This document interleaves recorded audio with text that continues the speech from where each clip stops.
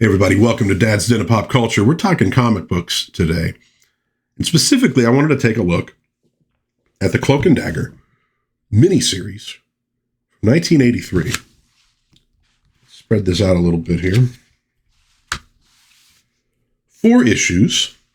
Now the characters first appear in Spectacular Spider-Man, Peter Parker Spectacular Spider-Man, if we want to be precise, number 64, from March of 1982. This is October of 83, so it's a little more than a year after characters were created by Bill Mantlo and Ed Hannigan, who I believe were working on Spectacular Spider-Man at the time. Now, apparently, Mantlo says that after a visit to Ellis Island, these characters just came to him, completely conceived. Who they were, their motivations, their powers, their mission, and introduced them into Spectacular Spider-Man. And they were popular enough that they got a miniseries. And it's kind of an interesting miniseries. It is very much intended to more deeply introduce the characters. It is not a story in and of itself, where its story begins here and ends here, like they have to take on a bad guy, and here's where they defeat him. Doesn't quite work that way. What it's doing is it's setting the foundations for a regular series, which they did get. Lasted a couple years. Then the characters were put into a revived Strange Tales magazine, which they shared with Doctor Strange. And after, maybe a year and a half or so of that, and those are the first ones that I really remember getting into the characters with. I think I'd had one issue of their comic from before that I maybe got as a back issue, but I remember picking up Strange Tales when they were new. So they ran about maybe a year and a half or so, I can't remember. And then both sets of characters got their own books again. So Cloak and Dagger got a second regular series that again lasted about 2 years. And that was about it. Okay. So they've been in and out. They're interesting characters. I don't know that they merge or mesh that well with the Marvel Universe in some ways. But let's take a look. We're not going to go super deeply into this, but we'll take a quick look at the book. I'll move these over to the side. I think that's going to work a lot better. So, in the opening story, we meet this priest, Father Delgado. Now, this is set mostly in Hell's Kitchen, New York, and he is in charge of a church. And he's at a sort of crossroads, spiritually speaking.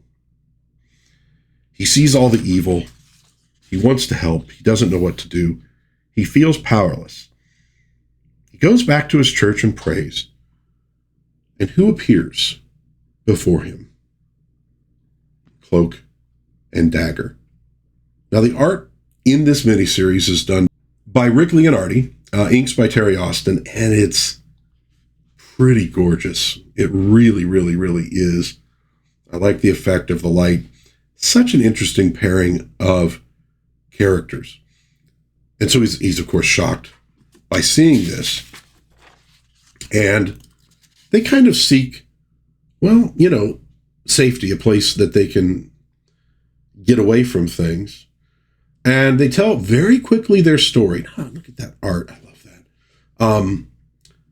That they were these 2 kids who ended up in New York and were basically more or less kidnapped, taken to this place, experimented on, dumped. They survived, and they gained these bizarre powers. And what we hear here from Cloak is, ours is a mission of vengeance. Vengeance on who? Well, this is the 80s. And their mission of vengeance is against drug dealers, but generally speaking also to the criminal element who prey on children. And as Cloak says here also, we seek out those who deal in darkness, in death, and slay them. The priest can think of no response. Now we're going to meet another important character for Cloak and Dagger, and that is this detective, Bridget O'Reilly. And what we have here is these people are in here. They were basically attacked by Cloak and Dagger. They're bad guys, but they were attacked by Cloak and Dagger. And so Bridget wants to deal with these two because they have broken the law. Great art, look at that. And so, basically what they do is Cloak will envelop somebody in his cloak, where he feeds on their inner light and could potentially kill them doing that. Dagger is filled with this living light, this sort of soul stuff. She has more than she can use. She emits it as these daggers of light. When they enter people, they sort of drive away that darkness that is within them. But it's a very, it can be a painful experience for those who are particularly evil. All right, so we immediately set up a couple different relationships. Cloak and Dagger with the priest, Cloak and Dagger with the detective. And so we get a few moments of them, Dagger eating an apple. Cloak cannot eat normal food. He doesn't have the ability anymore. Now we're going to get into the actual story in this one. Two kids running away from home, get off the bus, and they are almost immediately connected with a couple of bad guys on the street. Oh, we'll give you a food and we'll give you a place to stay. Don't worry about that. And they basically, get a hold of these two and drag them, into this room, and who knows what they're going to do to them. I mean, that's kind of what happened to Cloak and Dagger. But see, now there is a Cloak and Dagger. And so while they're attacking these two, there's the boy, there's the girl being, held from behind. They appear. Love. And you notice that has that sort of look of, like an Indian goddess. I mean, that pose. Cloak behind her. Cloak can basically travel kind of through shadow. And she can travel too. She's so full of light, she's not harmed being inside the cloak. And she can protect others as well.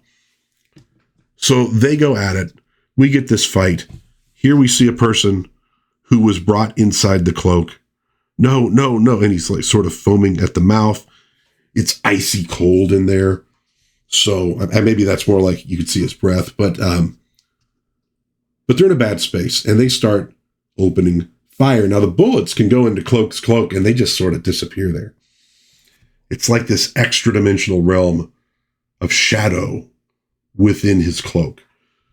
But O'Reilly hears that shooting and she runs upstairs. And while Cloak and Dagger are fighting with these guys, the boy and the girl try to get out, and the boy is shot from behind from a stray bullet. And so Cloak and Dagger basically finish dealing with these two. This is another really nice piece of work here.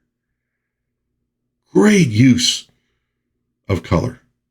See the glow and then zoom. I mean, really, really, really, really well done. The colors are done by Glynis Wein. Really, really well done here. So it's brilliant. She can't see. And she basically fires those light daggers through these guys and sort of knocks them out. And they prepare to leave. And that's when they discover what has happened. Hold it. You're both under arrest. You two are partially responsible for the death of this boy. And you see Dagger's response. What? The boy we came to save? He was undoubtedly struck by a stray bullet, one meant for us. It should have been one of us, instead of a poor innocent. No, we are survivors. So Cloak is really cold, in a lot of different ways. I could have saved both those kids if you hadn't interfered. That's coming from the detective. Is that true? I don't know that it is. In fact, I don't think that that's actually true. I don't know that that's true at all. What was she going to do? So Cloak and Dagger run back to the church. And they appear, and the phone rings, and it's the priest finding out that he's needed at the precinct to give last rites. Within, the priest sees that light and darkness have become one. Okay, so that's our first issue, and it's sort of self-contained. The story of these two kids and what has happened to them. We learn more about Cloak and Dagger and their ultimate mission. You also got to remember, these two are teenagers. They have vast powers, but maybe not the wisdom to use them properly. We get another crime story in this one. And this again rings back to the 80s. It's a guy who is poisoning medication. Now, this was a big scare that happened. Some people did die from, I believe it was poison Tylenol. So we're kind of doing that story there, and we see what an amazing image. But here's the more important part. Mom dies from poisoned headache pill. Okay. So a life has been taken. So in this one, we open up with Cloak seeing a woman being slapped by her pimp. Anger ignites the hunger inside Cloak. You see, Cloak needs to feed on living light, and his choice to do it is on the evil, who maybe don't have so much light in them, but he doesn't mind harming them. And so he goes after the pimp, pops a knife there, takes a swipe, and he's like, my hand freezing, numb, I can't hold up my blade. What kind of creep are you? I am shadow. I am darkness deeper than any dungeon. I am called Cloak, and I hunger. And he envelops this man. The man is screaming, and of course the woman, even though she was being slapped by him, he's her protection. So she's beating at Cloak to get him back. And Cloak does let him go. And you see the man just shell-shocked, stunned. You see his breath. He's freezing. And Dagger arrives. Again, amazing stuff there. Leonardi, incredible. Dagger arrives. And what she does is, well, number one, provide light to Cloak so he will not hunger. And then shoots those daggers through this woman, who basically, kind of a similar story to what we've seen, shows up in New York, probably a runaway, gets hooked on drugs, she's turned into prostitution, etc. This basically takes that addiction away from her and gives her a second chance. So she doesn't have to rely on a person who abuses her. That's the heart of Cloak and Dagger. They have these amazing supernatural powers, but these are street level stories. And Cloak reminds me a little bit of the Spectre. There's just that part of me that thinks somehow these two would work better in the DC universe than the Marvel universe. There's something more grounded about them.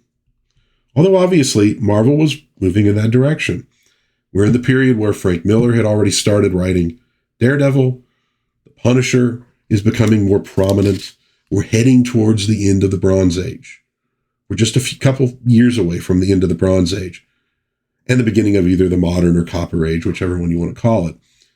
So they return back to the church where, Dagger, I just can't believe that girl was just a child. I mean, Dagger's just a child. She's maybe, 16 to 18 years old, something like that. They get in and they see the funeral for the woman who was killed. And they see the detective who's there, who's on the case.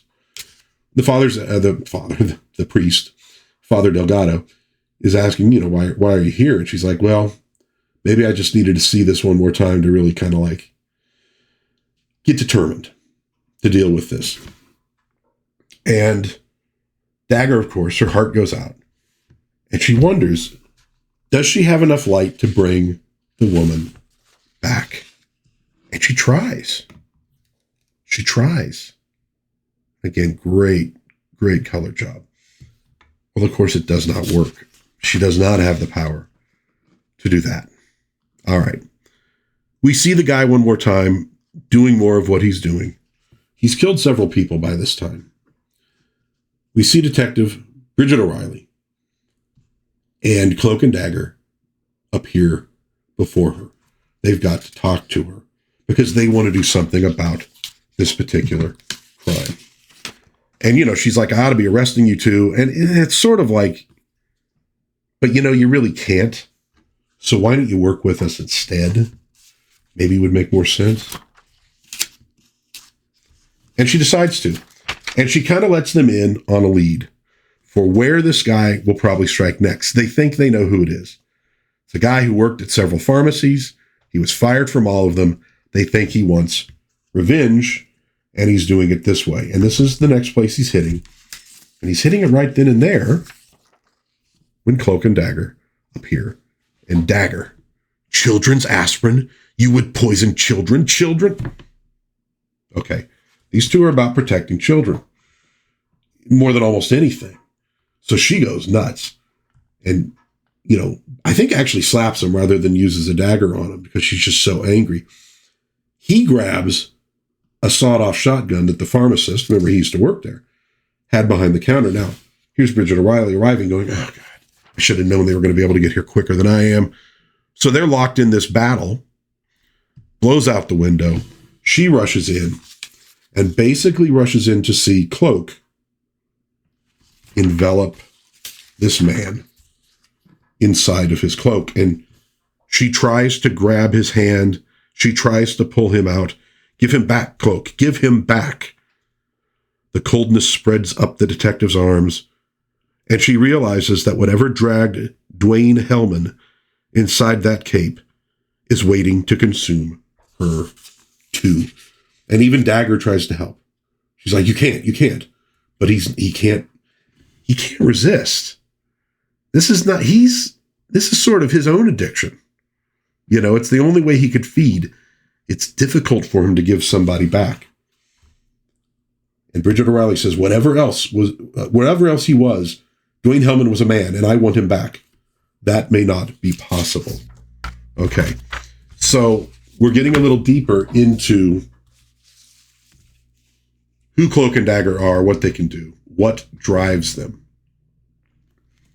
The hunger grows.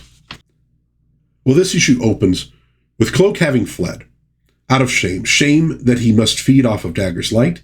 Shame for his inability to control himself. All that kind of stuff. Dagger is looking for him. She discovers him in this sewer. This is a fantastic splash page. And just look at the hatching. Look at the colors.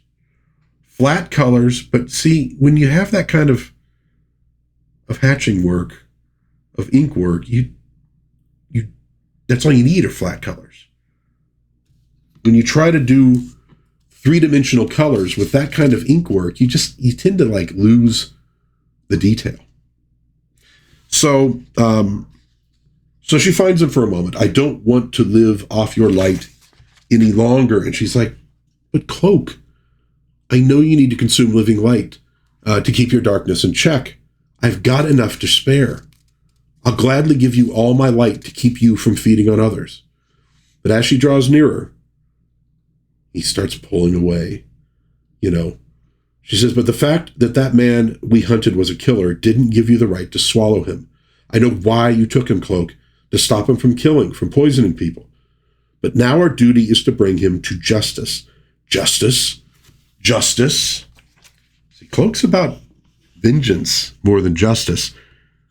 Dagger felt that way too, but she's starting to see, pardon the pun, starting to see the light. And so he's like, there was no justice for us. But she keeps saying, you got to give him back. The darkness hungers within me, Dagger. I need living light. Your light satisfies it, but it would drain the very life from you if I let it. Why should it harm you when so many others are unworthy of the light that gives them life. Cloak, don't run away from me. And he shifts back into the shadows and he disappears. Oh, Cloak, I've got so much light to give. And now we have a confrontation between Bridget O'Reilly and the priest, looking for Cloak and Dagger.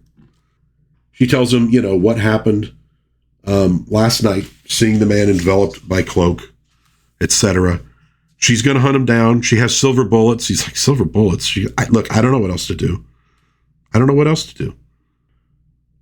She basically, says, look, I didn't like that guy either.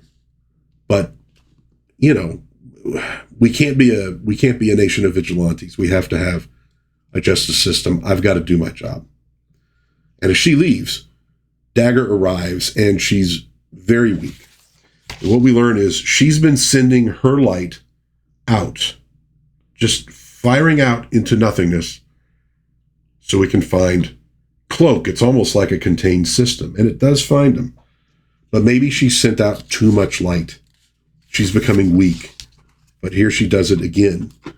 And he's like, Cloak, you monster, can't you see you're killing her?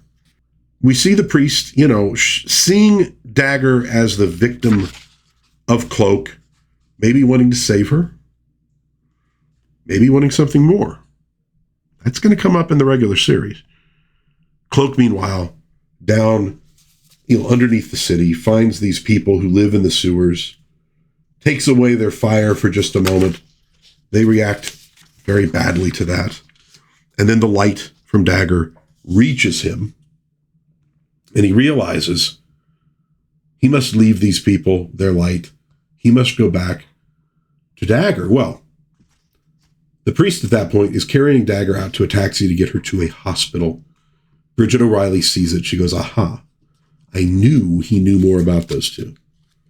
And she goes into the church, figuring she's going to find Cloak there.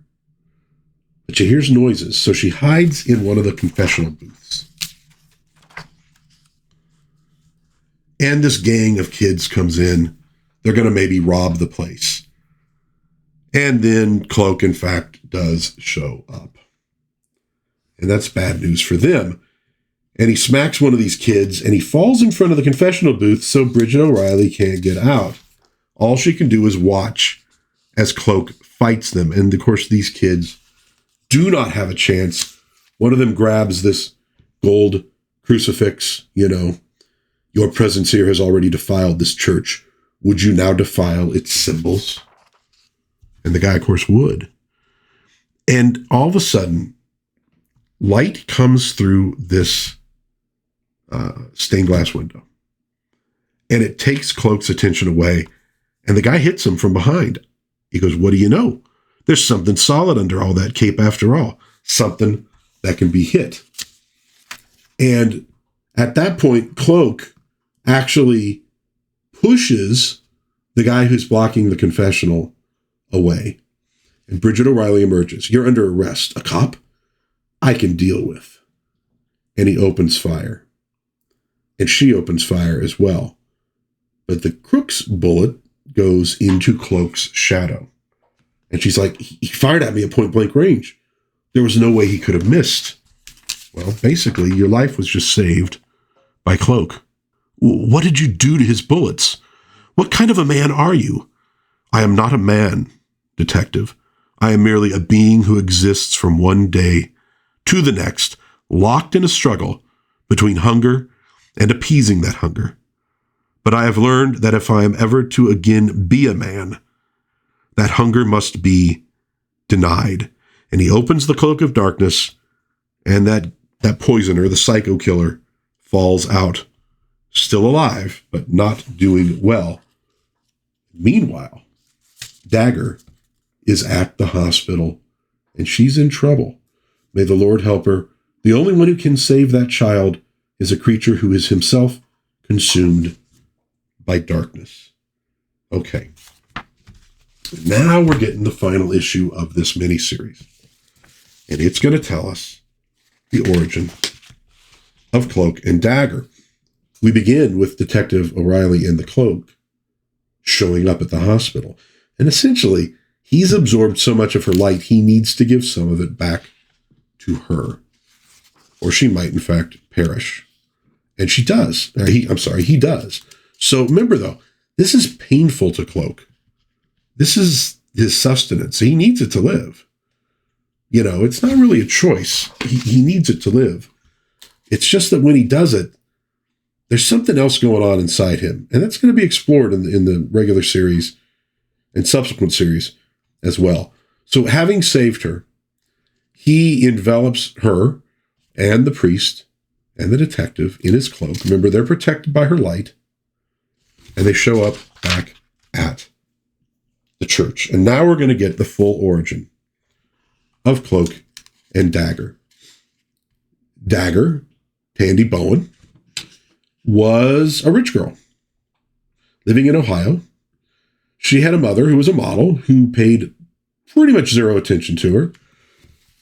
Tandy was a dancer, and an extremely good dancer. Couldn't get any attention from her mother, though. And she's got kind of a creepy half-brother, or step-brother, I guess I should say, because her mother has remarried this guy. And this guy is actually a pretty good guy. He's trying to connect with her, and she wouldn't let him. And she ends up deciding to run away after an encounter with the stepbrother that I'll leave to your imaginations. And she goes to New York. Meanwhile, we catch up with Cloak, Tyrone Johnson. A young man, incredibly good at basketball, has a terrible stutter.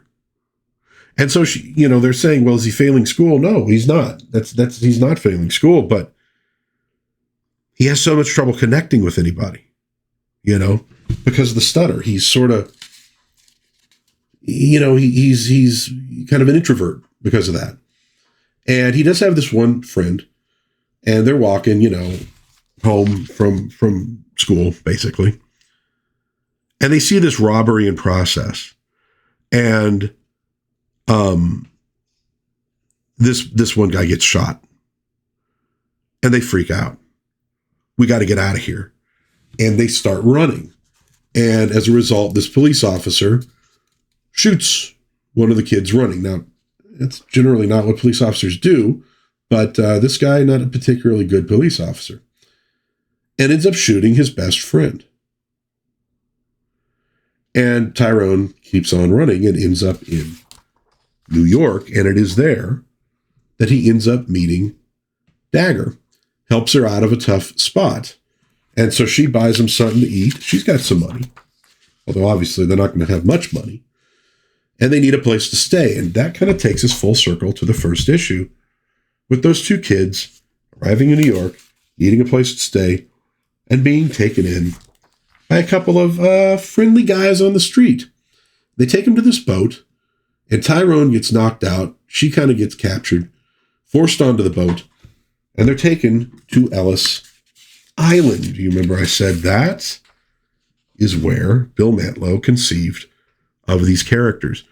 And apparently there is a drug operation there. These guys are trying to make synthetic versions of drugs that they can sell.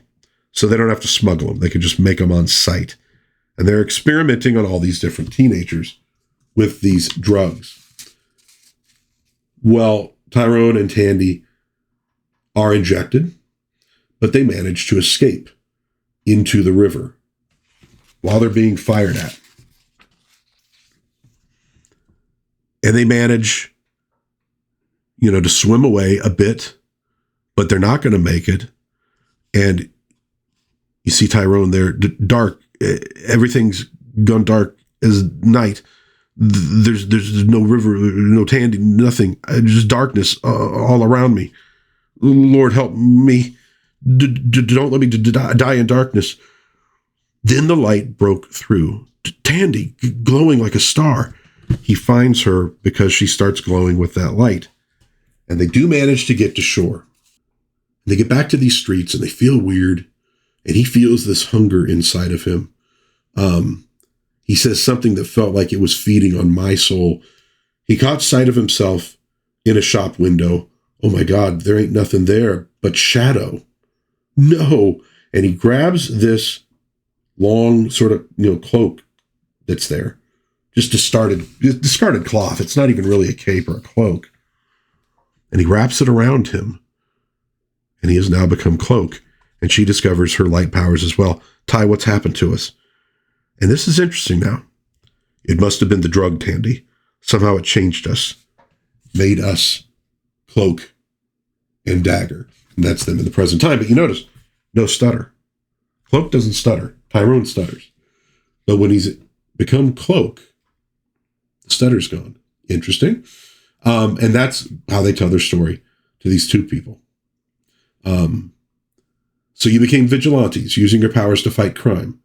There's no way I can put any of this in a report. Besides, you don't need the law hassling you. You've suffered enough. And you, Father, what will you do now that you've heard our confession? It's not my place to judge you. All I can do is pray. Pray for the light and darkness, for Cloak and Dagger, and for the whole mad human race. Not the end. So what we really get with this miniseries is a setup for their regular series. We also get some pretty spectacular art from Rick Leonardi, Terry Austin. Glynis Wein does a great job with the colors. I mean, a great job with the colors. And we get to very interesting characters in the Marvel Universe. They're street level, but they're street level characters who, way overpower the bad guys that they're going after. So they get a little bit more introspective about what they're doing, why they're doing it. Is it right? Is it wrong? And really the greater danger is Cloak and his hunger, more so than the people that they're fighting. Although, of course, as we get into a regular series, they're going to be starting encountering, more supervillains, things like that. It's a really good series. A couple great characters. I really love them. The designs are fantastic. Just fantastic. But it's a series that has had trouble finding a very permanent audience. They've stuck around pretty much forever in one form or another. But I think what we got from them is it's just a book that doesn't mesh maybe as strongly with the Marvel Universe as it could have with the DC Universe, which just has a different vibe to it and a different feel. Because these two really aren't meant for fighting various supervillains. That's just not what the characters are there for. They need more personal stories. And the personal stories, they don't always resonate as well with an audience. Maybe really what they needed to be was indie characters in a black and white book. I don't know. Fantastic characters, though. I've been fans of them since I discovered the characters in the 80s. And just wanted to share this with everybody. Maybe you haven't really read much Cloak and Dagger. You might want to check them out. There's some really good stuff in here, and it's a really good mini-series that I think it just opens up a lot of doors to these characters. You get Bridget O'Reilly, great character with her. Father Delgado, the priest going through all his troubles. So much good stuff. But it's very personal and it's very emotional. It's not necessarily super heroic. That might be what has made it difficult to sell them in the Marvel Universe. All right, let me know what you think in the comments about Cloak and Dagger. I'd love to hear from you.